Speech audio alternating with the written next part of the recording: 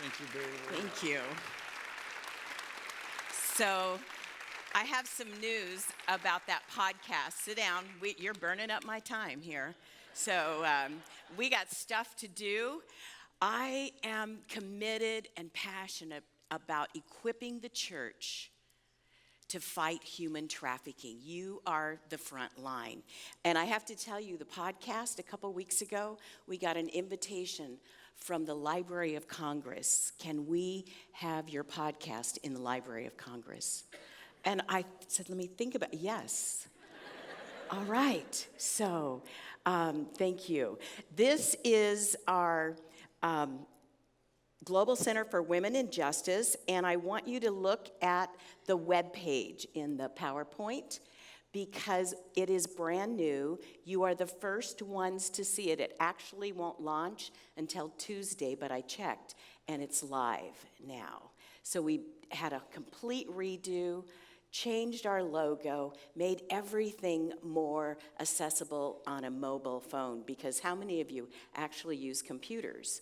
You're not doing it on your phone right now, right? Okay. So that's how you can reach me. You can reach our center. You can call us. We want to be a resource to equip the church. Our mantra is study the issues, be a voice, make a difference. And the caveat here is if you don't study first, you can say the wrong thing, you can do the wrong thing, and you can do something that creates harm instead of good. They say the road to heaven is paved with good intentions.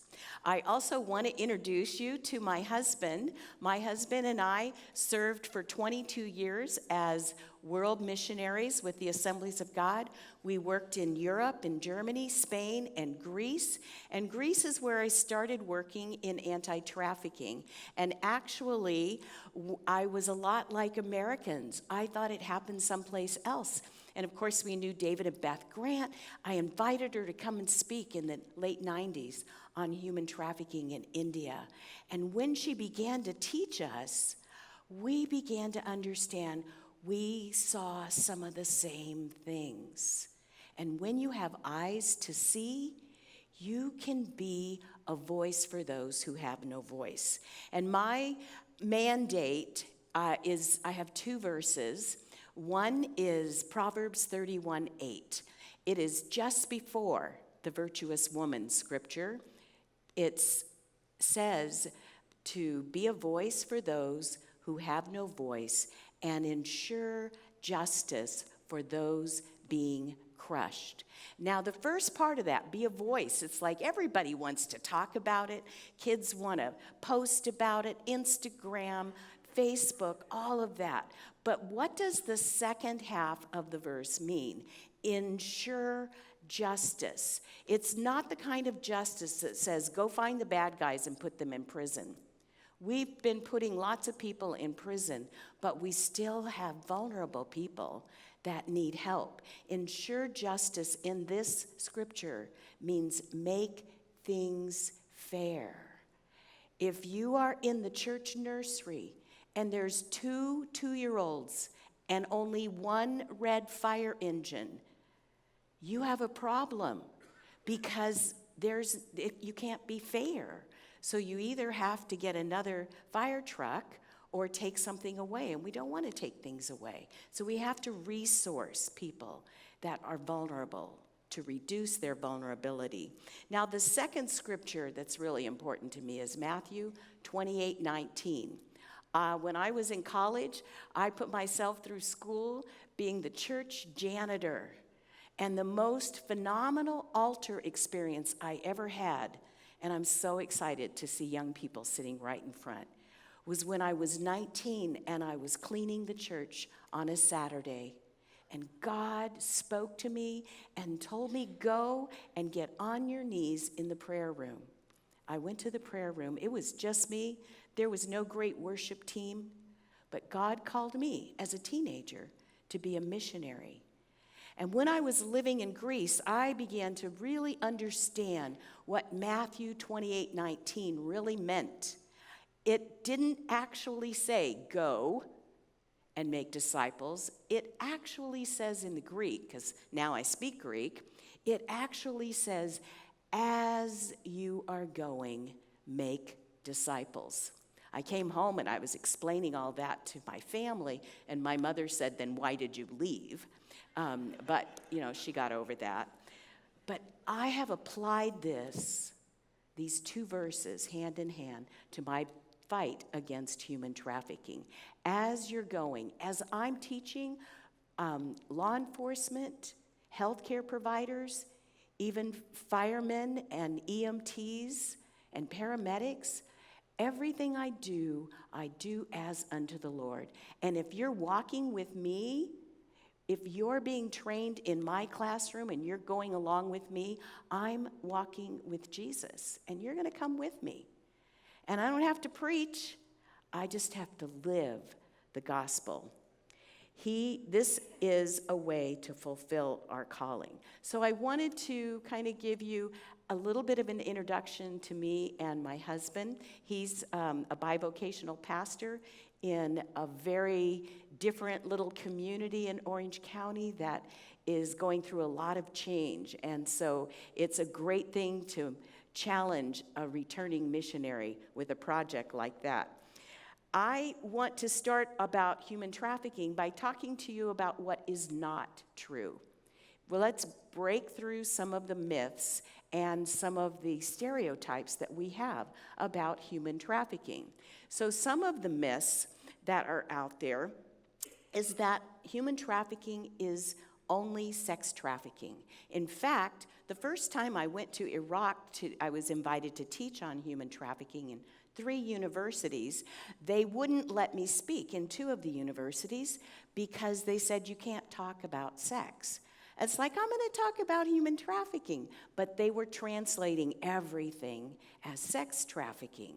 But sex trafficking is only 22% of all of human trafficking.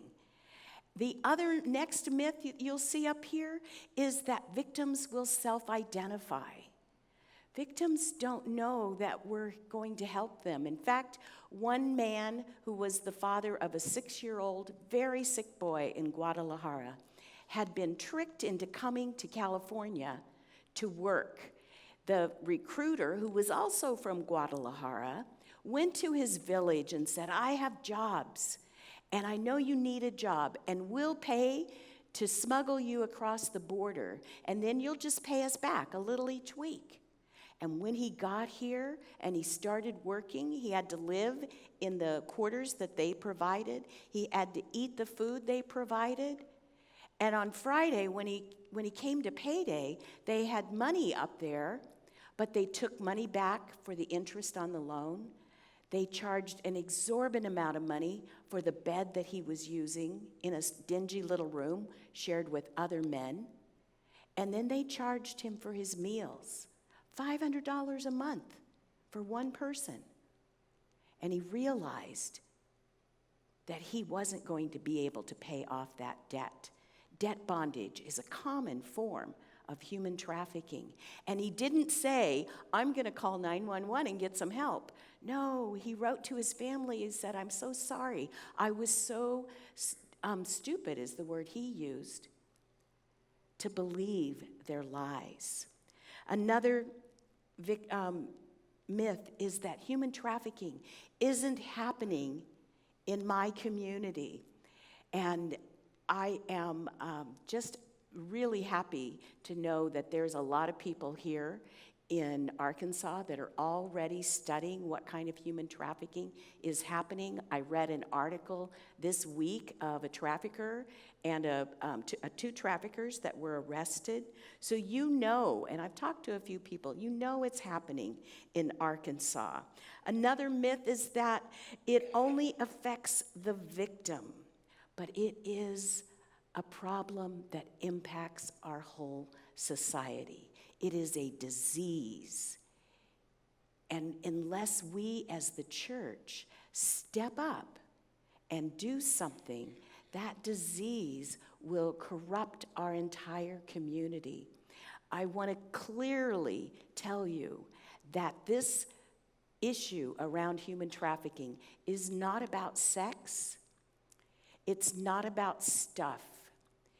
It is about the love of money. It is greed. The Bible says the love of money is the root of all evil. And when I talk to traffickers, they don't even begin to understand the victimization of the people that they've trafficked. They say to me, they say to law enforcement, well, it was just a business transaction. It's how I make my money, and they make a lot of it. And I just want to go back to remind you that sex trafficking is only 20.9 million victims.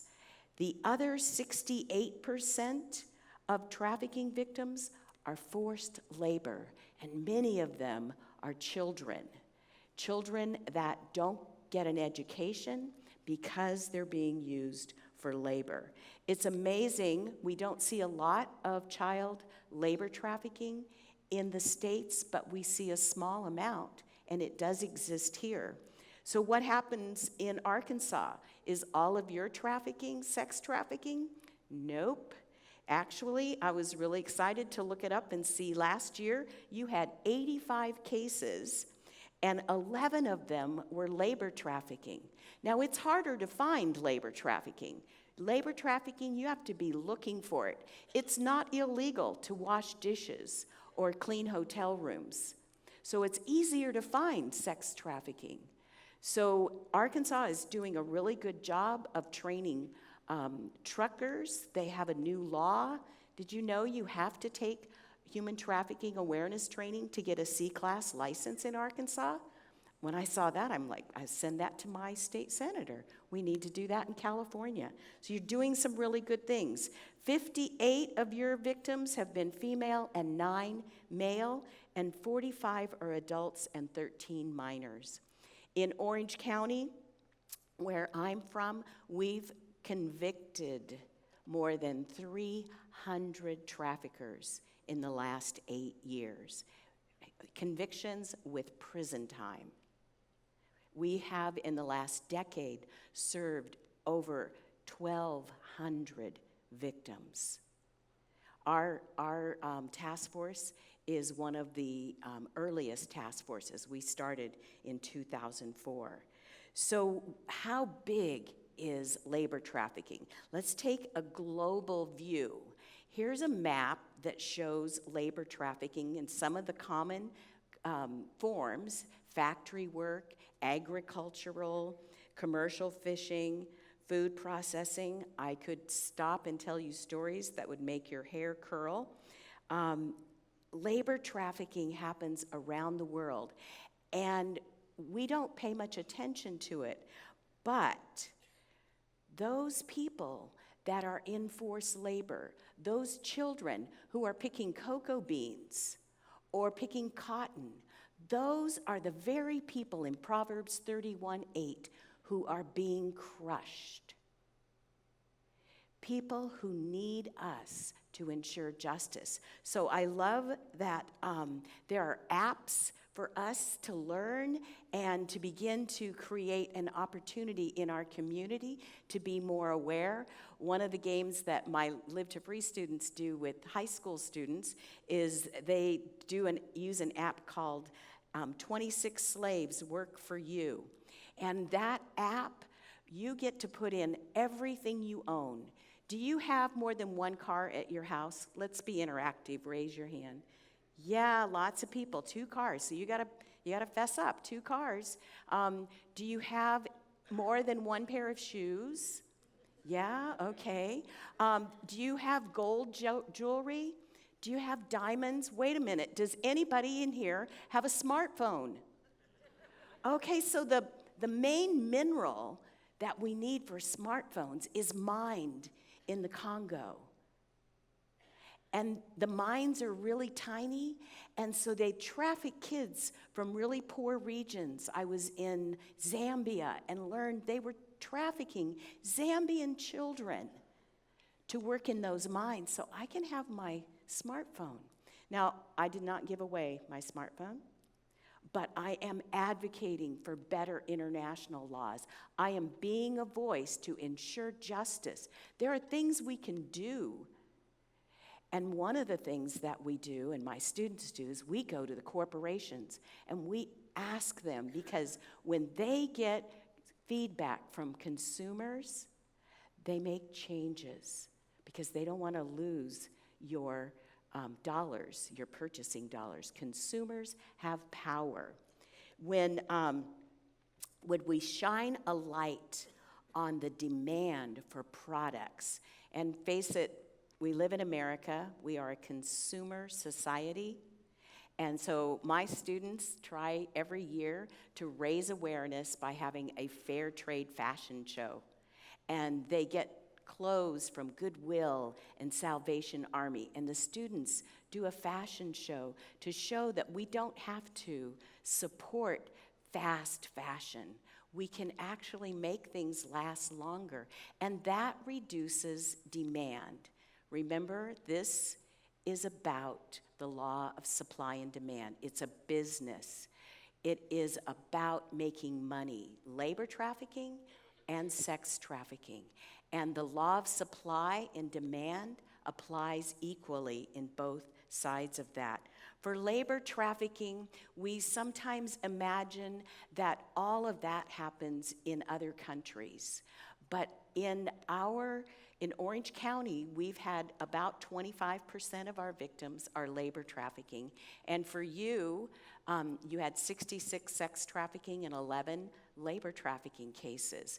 One of the first cases that we discovered in Orange County was a small girl, 12 years old, who had been brought to Orange County to be a child maid for a family with 5 children in a $1.6 million home. And she slept in a room that was converted in the garage with no windows, no air conditioning, and no heat. And when they rescued her, she was scared to death because the trafficker had told her that if they come and take you, you will never see any one of us again. They'll take you and put you in prison. And when the police car came and to rescue her, she thought she was being arrested. They put her in the back of a police car and handed her a phone with someone who could speak Arabic. And now Shaima Hall is a U.S. citizen. She's married. She comes to Vanguard all the time. She's one of the members of our Global Center for Women and Justice Advisory Board. And she really helps our community understand the imago Dei of every victim. The idea that labor trafficking isn't as bad as sex trafficking. She refutes that. She tells her story in this book, Hidden Girl, where they didn't call her by her name. They called her stupid. She didn't have any rights. She didn't have access to education, to see a doctor, to go to a dentist. Can you imagine? That is the way labor trafficking looks right here in our own country. We've rescued people from the Philippines working in elder care facilities. We've rescued people from car washes, in restaurants, in agricultural fields. And for us to be on the front line, we have to have eyes to see and to ask questions. One of the things that we can ask, and we talked about it in the Sunday school class this morning, is it too good to be true? Can you really buy 3 t-shirts for $10 and anybody got paid for it? And this is just really pragmatic, simple math. We have to start being aware of how we spend our money. We have to be good stewards. When I first started going out into the schools, we talked about fair trade chocolate. And you could buy a chocolate bar for $1. And I used to not use names, but we've just been so frustrated with Hershey because they don't want to follow the cocoa protocol. But over 200,000 children are working on cocoa plantations instead of being in school. So I make a choice to be a good steward, not to get the cheapest, but to be a good steward. And I pay $2 for my fair trade chocolate bar. And I know that an adult is getting paid a fair wage so that they have the dignity to be able to pay to send their child to school, and they don't have to take charity from someone else. It is a good thing to spend a little more to assure that a family is able to survive. One time I was at a school and a young man raised his hand and he said, "I'm not going to do that. I only get $10 a month in my allowance." And so I thought about it afterwards, and I thought what I should have said is, it's probably healthier for you to only have 5 chocolate bars instead of 10 anyway. So think about that. Another way that we help equip our community, our students, and our family members is using the Toil and Sweat app. Now, this is really practical. This doesn't sound much like a sermon yet, does it? I'm just giving you some tools and resources. It's like if you were going to go build a fence, you would need a hammer and nails and a level. My grandpa taught me how to build a fence. And so the Toil and Sweat app, which was developed by our Department of Labor, and they are mandated to do a report on child and forced labor of products that come from overseas to our shelves. Because we sometimes think we have no responsibility. It's happening someplace else. This doesn't affect me, but if I go to the grocery store and I'm buying shrimp that was harvested in Thailand, there is a 95% chance that all of the fishermen that harvested that shrimp are trafficking victims.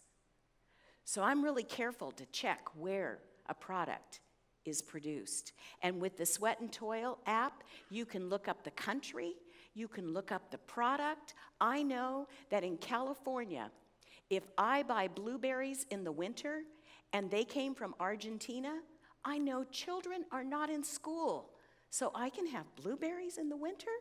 I don't need blueberries in the winter that much. And we can start being responsible and teaching our children empathy. I was teaching a group of group home boys out of the juvenile justice system, and the social workers were there, and I taught them about the Sweat and Toil app. And one of the social workers came back the next day. She said, it's not too young to start at 3 years old. So when she was grocery shopping the night before, she opened up the Sweat and Toil app, and she showed her 3-year-old that the sticker on the bananas matched the country next to the bananas, and there was the little symbol of a tiny hand that signified a child was harvesting bananas instead of being in school. And so they made a decision, mom and daughter, not to buy bananas today. Do we have to have bananas? No. So we make choices, just simple choices, and it changes lives. You can download that app.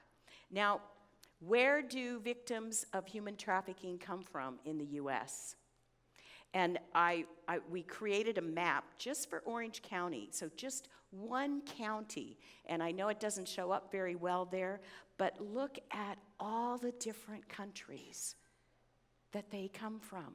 And they come here because maybe they were lured here like that father for a better job, for a better life for his family. They come here sometimes because they're forced. They have no choice.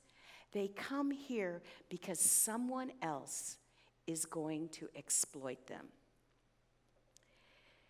Sometimes that exploitation, we don't ever get to see the people. We just see the products that are on the shelf. So this is what I want you to ask yourself as a Christian who wants to be a voice, who wants to make a difference and ensure justice. When you see cheap products, I want you to ask yourself, are there children behind those products that are not getting an education? Because sometimes, and my husband and I have been pastoring for several decades, sometimes we come to church and we talk about helping children, and we're going to build schools, and we're going to raise money to send kids to school. And maybe we needed to go find out why they're not in school first. Ask more questions. We need to know how it happens. And I love looking around in our environment and trying to figure out what's going on. So you look at what you see, and you might see a beautiful tree, but do you understand what is happening underneath? Do you see the roots? And I want to talk a little bit right now about what you don't see, those roots. The roots of violence against women. When I first started going to Iraq, I was privileged to be in a report with the Minister of Higher Education and the Minister of violence against, fighting violence against women. And someone stood up and gave a report that I tried to keep smiling through the whole thing. They said, in the first quarter of this year, and it was 2009, only 42 honor killings. Now, an honor killing is part of a shame-based society and in a patriarchy where if the woman, the girl, the daughter brings shame, doesn't follow father's instructions, dates someone, wants to marry someone outside the tribe, the family erases the shame by killing the woman.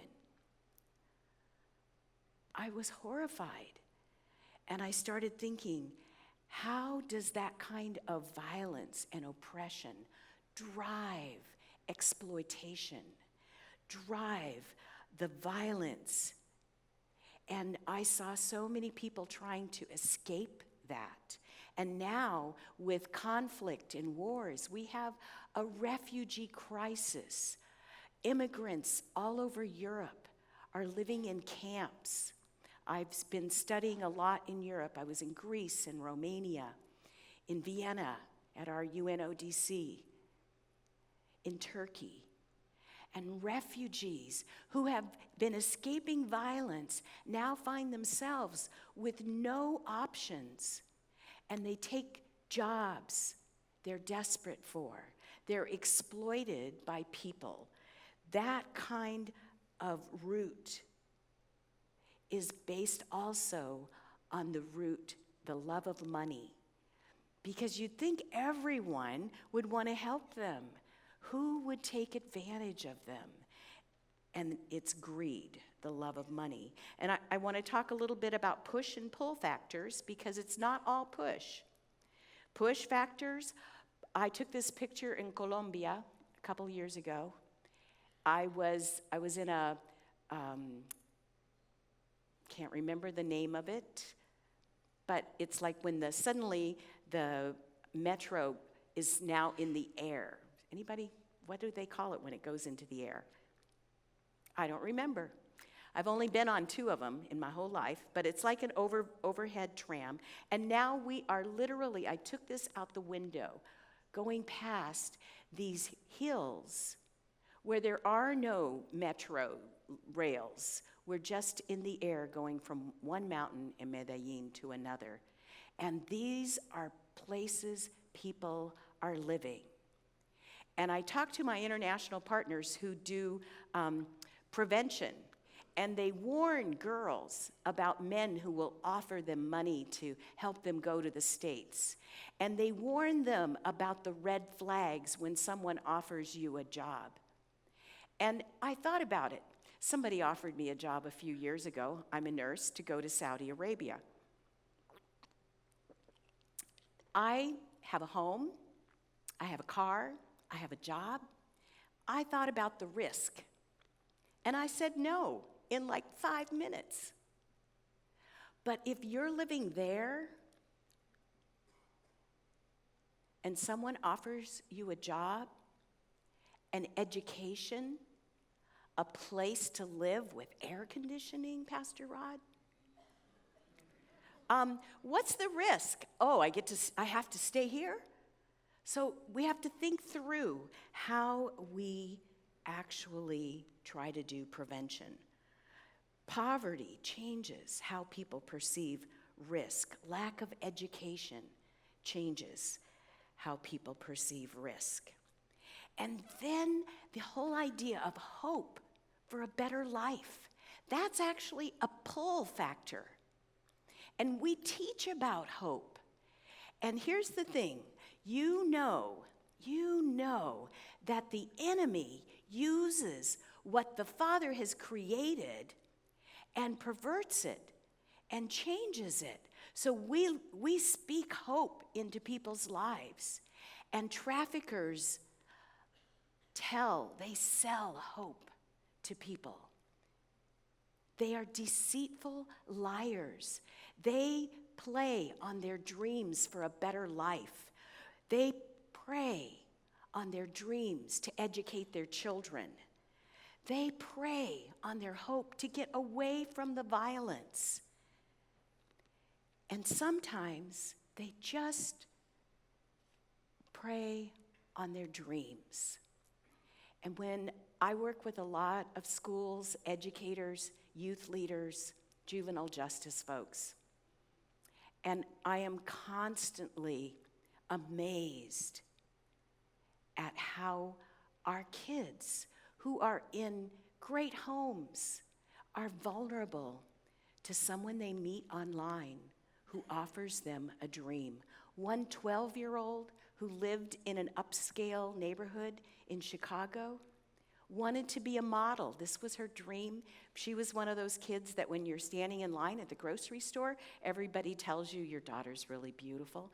And so she thought, I should be a model. And her parents are both professionals, and they said, you're not going to be a model.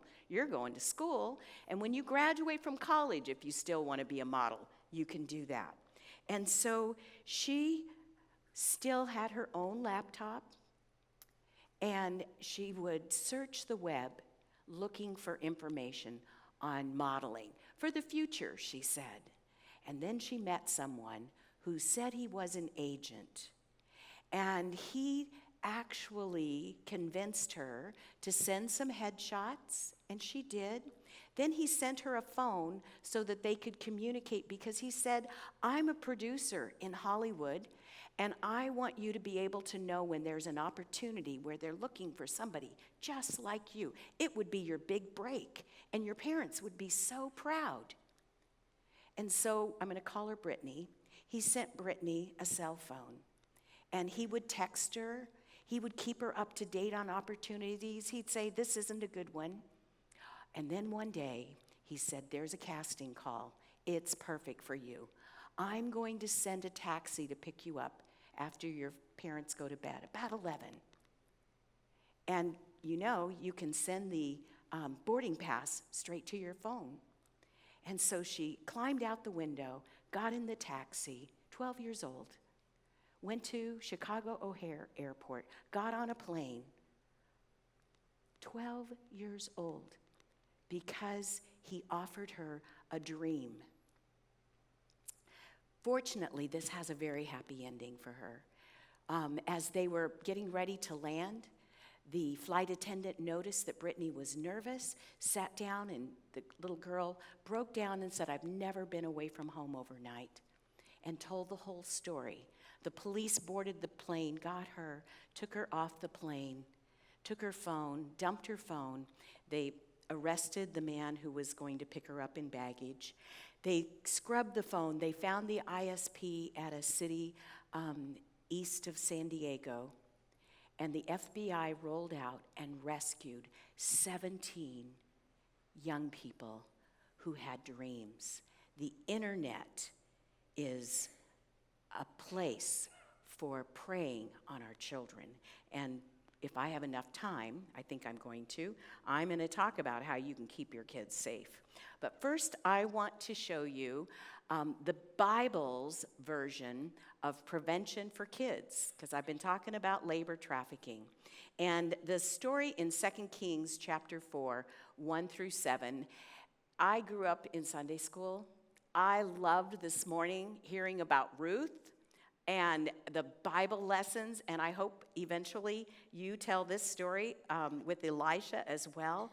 These stories are foundational to see how God works in difficult circumstances. How does God show up? How do we know what to expect?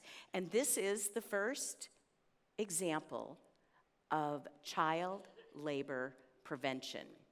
So the widow goes to Elisha and says, "My husband has died." I'm going to save 5 minutes right here, because if you were here this morning, you know that widows don't have property or income. So she has nothing, and she's telling Elisha the creditors are coming to take her 2 sons as slaves. Now, that's a Bible story, but right now, today, debt bondage for child labor is generational on brick quarries and on plantations all over the world.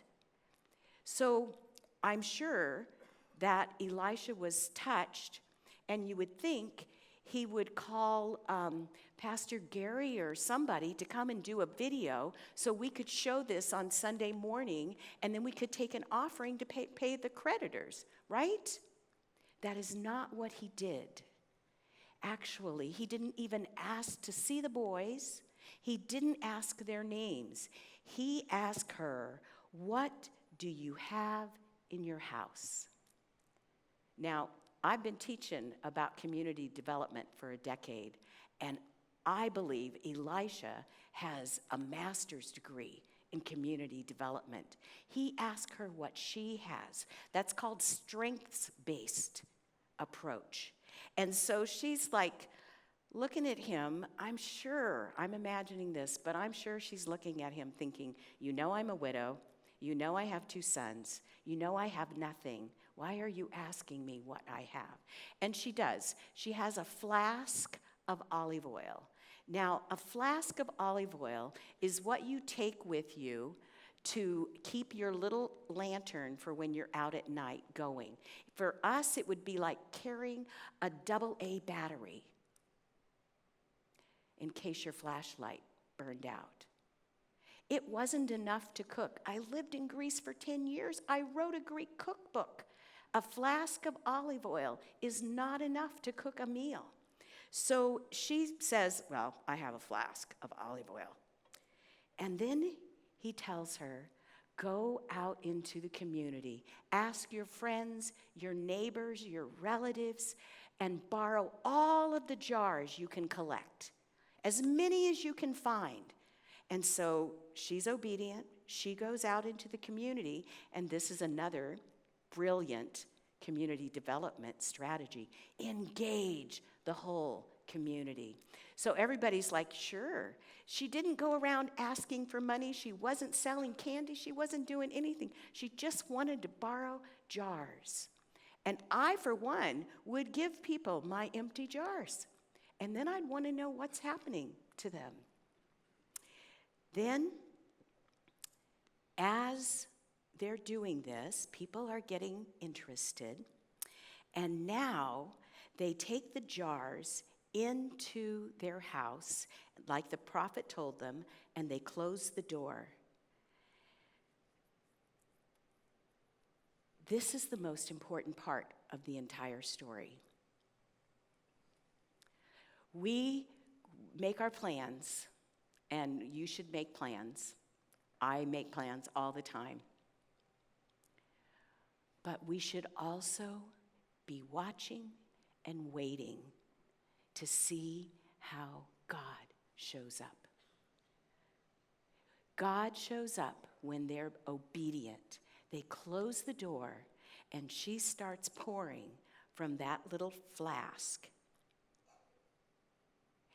And she says, hand me another jar, hand me another jar, hand me another jar, hand me another jar, hand me another jar. And finally her son says, we don't have any more. They're all full. They're all full. And now the prophet Elisha tells her, go and sell the oil and live on that. So the oil just pours and pours. And now we have a businesswoman, an olive oil entrepreneur. The boys, we don't see them again.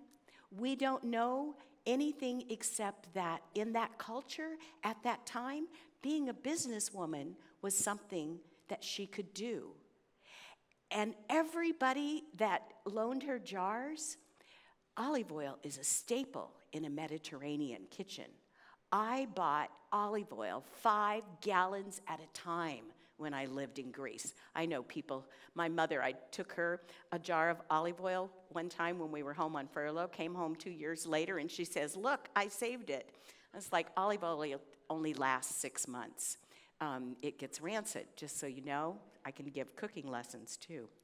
But we know that the definition of pure religion is serving widows and orphans. So instead of focusing on the child who is a slave on a cocoa plantation or a cotton plantation in Uzbekistan, we need to find out what's happening with his mother. How can we support single women? How can we help the mothers of the little girls in Nepal that are trafficked into India? We have to start looking at the Bible for best practice models. I also want to look at the story of Nehemiah. I have always loved the book of Nehemiah. I love the beauty. It's very poetic. And it also tells us quite a bit about the joy and justice of rescue and what rescue really looks like. So I want to read a couple of verses. Nehemiah is writing this. And for those who haven't read the Old Testament stories for a while, Nehemiah is the cupbearer in the king's house. And he is himself a slave, albeit a very high office slave. And he has just had some news. They said to me, the remnant there in the province who survived the captivity are in great distress and reproach, and the wall of Jerusalem is broken down, and its gates are burned with fire. So we can celebrate. The captives are free. And that's what we usually do. I go to meetings and everybody says, this is how many victims we served this week. We finally figured out that there were 3 counties where we had really high numbers, and then we figured out that those victims, many of them, were going back to the same place they had been before. And so we were re-rescuing the same kids. So rescue, rejoice. But this is what Nehemiah said. When I heard these things, I sat down and wept. For some days I mourned and fasted and prayed before the God of heaven. In the face of this scourge on humanity, this disrespect for Imago Dei, people created in God's image, we need to get on our faces and fast and pray. And even though he was a slave, the king noticed and asked, why are you so downcast? And so he tells the king, his people are free. They're in Jerusalem, but Jerusalem is a shambles. The doors are burnt. There are no locks. There's no way to protect them now. And this is the secret for victim services, for plans to rescue and restore victims. It is not enough to rescue them. They have to be rebuilt. They have to have safe, secure housing, not a temporary 90-day housing. They have to have a home. They have to have a home. And in professional terms, we would talk about the risk for re-exploitation. In Nehemiah's story, they say there are marauders who are looking at the fact that they're back in Jerusalem and they have no walls, and they're going to come and take them as slaves. And we know that, especially in sex trafficking, around 50% of people we rescue go back to the life. So what do we do? Restoration is critical. That's kind of a trauma-informed approach. So the king says, I'm going to give you some time off, and I'm going to give you a letter to go to my forests and chop down trees for the lumber for the doors. And I'm going to give you a letter, and I'm going to give you an escort of soldiers. So when someone asked me about some of my travels, going to do training in places like Iraq and Turkey, I was like, well, the State Department gave me a letter and sent me with soldiers. I literally have a picture of myself, I should have put it in here, in a flak jacket with my armored convoy. You see, we can, as we are going, work in our communities in ways that we may not have understood we could do. And that's exactly what Nehemiah did. So here you see the victims, the captives have to use their own rubble to rebuild the walls. So they got to take this, and if you've done any travel in ancient countries, you'll always see that some of the pieces don't fit. It's because they used what was broken down to build the new wall. But they had to have new doors. And this is a secret about serving victims of human trafficking. We need to give them new skills. We have a scholarship program at Vanguard. My students that are in the scholarship program said, this is a game changer. I'm going to have a degree. It means I can get a real job. A real job. New doors and new gates. But it isn't always easy. There is a battle to be fought. So Nehemiah in 4:16 says, half of the community stood guard and half worked on the wall. There is something for every single person to do. I have a team of about 5 prayer warriors, and they are standing guard on my behalf while I'm working. Everyone can do something, especially for our children. And in the next 7 or 8 minutes, I'm going to just run you through some of the tips and the resources that are available to protect your children. 80% of human trafficking recruitment now happens online.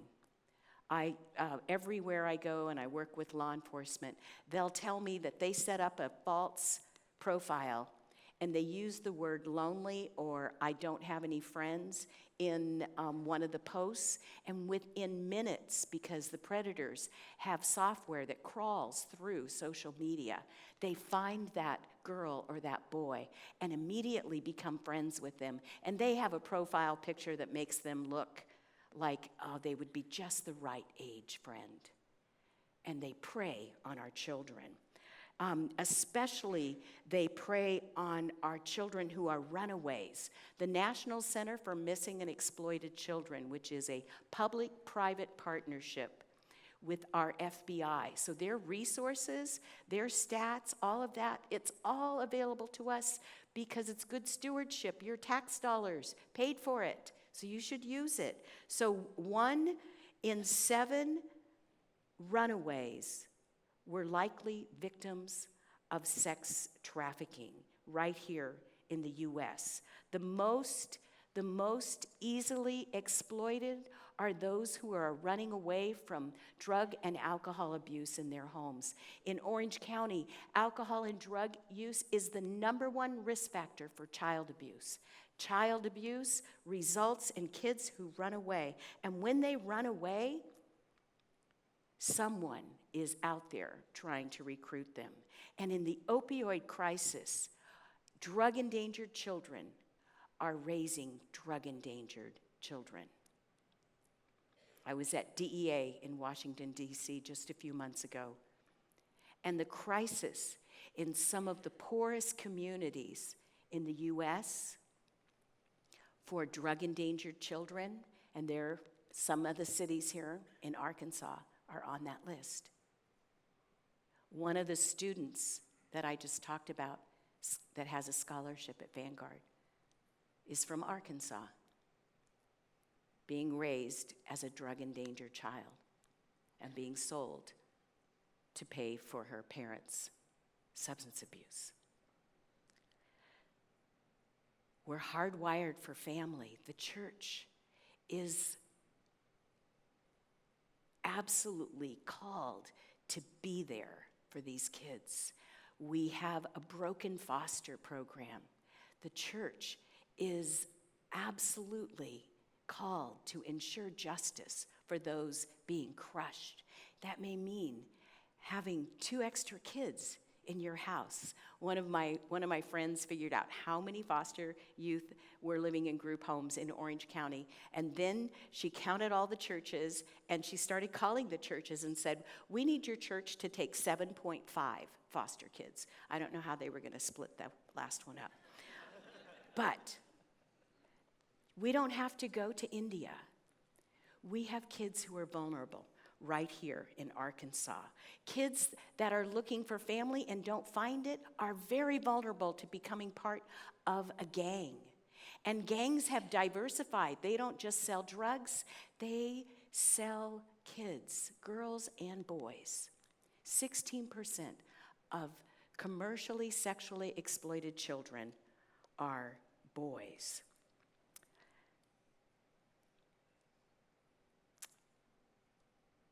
I think I'm going to tell you one story. I'm going to go over about 3 minutes. You're okay? I just want you to understand that these kids are not bad kids. They are those being crushed. I met Anna, not her real name, when she was 18. When she was 14, her mother, a professional, they lived in a nice suburb, fell in love and got engaged, and the guy moved in with she and her mom. And about a week later, he molested her. All the right things happened. They called child welfare. Child welfare took her out. Now she's in a group home. And the mother does kick her fiance out, but you have to go through all the process to get your kids back. And so Anna was frustrated. 14 years old, her brain isn't done yet. I have a podcast about that. You could listen to why you cannot expect kids to protect themselves. Her brain isn't done yet. So she runs away, and she doesn't think through the consequences. And now it's 1 o'clock in the morning, and she's on a park bench. And this guy, who has taken lessons from other predators, I can show you the articles, I can show you the books. He goes either to the mall, a bus stop, or a park to find new girls to prey on. And he stopped and bought a $1 menu hamburger. And then when he saw her on the bench, he went into the park. And when he started to walk past her, he looked surprised and he said, "Oh, what are you doing out here?" And because she's 14 and she knows to be afraid of, you guys are good, she doesn't talk to him. But he takes a few more steps, and then he holds up that hamburger bag and he says, "If you're hungry, you can have this. I just bought it, but I'm not really hungry." And because she hadn't thought through how she was going to do this, she was hungry. She sat up, he sat down, and now he gave her the gift of relationship. He listened. He asked about her life. He asked, what's going on? Marriage counselors tell couples to do that. He listened. And when she was done, he took the trash and positioning himself to be her caregiver, because we are hardwired to be related, to have a caregiver, to be part of a family. And he takes the trash all the way over to the trash can, and it looks like he's leaving when he turns back around. And now he says, I don't think it's safe for you out here. It's very quiet.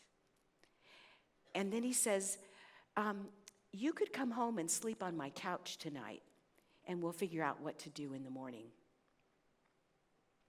Did she go? He offered her food, he offered her safety, and he told her she was beautiful. And by the time the next week came around, she was still sleeping on his couch, and now he's telling her he loves her, and now he's her boyfriend. And 2 weeks later, he said, babe, I love you. We need some money. Here's what you need to do. First time she was picked up, she told him, this is my boyfriend. She didn't say, I'm being trafficked. She said, I'm in love. And he told her, when she found out he had 2 other girls, that he loved her most, and when you're 18, we're going to get married, and all the money we're making is for our house. So he could tell that to her for 4 more years. Finally, she was rescued where they knew about trauma. They knew about grooming. And she told everything, and he went to prison for 25 years. So, good story, but it could have been avoided. So we have to make sure our kids are safer. 80% of CSEC recruiting now in 2019 is online, like Brittany's story, not like Anna's story. We're the adults, and we need to take action. We need to have a plan ahead of time. It's kind of like a public health crisis. With the Zika virus, we learned mosquitoes were the problem, so we get rid of the mosquitoes, or we use nets. And so to understand how a victim got here, we have to use a 3-step process. And this is what I want you to remember if you have kids or grandkids. You need to predict what will happen. So in this picture, she's eating candy. So what's going to happen, Mom? She's going to get cavities. So I predict it. I predict that the kids are online and they may be approached by a predator. A mom I talked to last week, her 6-year-old was on Xbox and she heard him talking. Who are you talking to? A man that he didn't know in his own home. So we predict so that we can protect. And we developed a plan so you won't get cavities. Brush your teeth. Do you brush your teeth once a week, once a year? You brush your teeth every single day. Internet safety has to be something that we do and we practice over and over and over again. There are lots of resources. National Center for Missing and Exploited Children keeps free resources on the netsmarts.org website. I remember when the economic downturn happened in Orange County, I actually lost my first job at Vanguard because of that, which is why I became a task force administrator. Probably wouldn't be doing what I'm doing if I hadn't lost that job.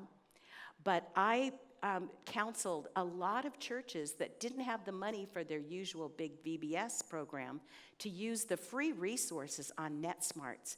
And they started programs where they became the church that cares about the neighborhood kids, especially in some of the immigrant communities where the parents had no training on internet safety. You see the model for prevention in 2 Kings. You see the model for restoration in Nehemiah. But you live here right now, And your job is to ensure justice for those being crushed. And as you are going, fulfill the Great Commission. My job is to equip you. I want to provide resources. And the Ending Human Trafficking podcast, our Live to Free students, we've got all kinds of resources for you. And I just want to have a conversation. If you're interested, I'll be outside. I believe that we can be the generation that ends human trafficking. William Wilberforce said that they would be the generation to end the transatlantic slave trade in Great Britain. And he did it by bringing together faith leaders, the church, and the community leaders, government. We can do the same, and it's our mandate. Let me pray for you. Father God, you told us what kind of fasting you're looking for. You're looking for us to do justice. Do justice. Make things right. Do justice for those being crushed. Love mercy. Have mercy for those created in the image of God. And to walk humbly, because we may not be doing what we think we're doing, and we need to stop and study the issues so that we can be a voice and make a difference. Thank you. Amen.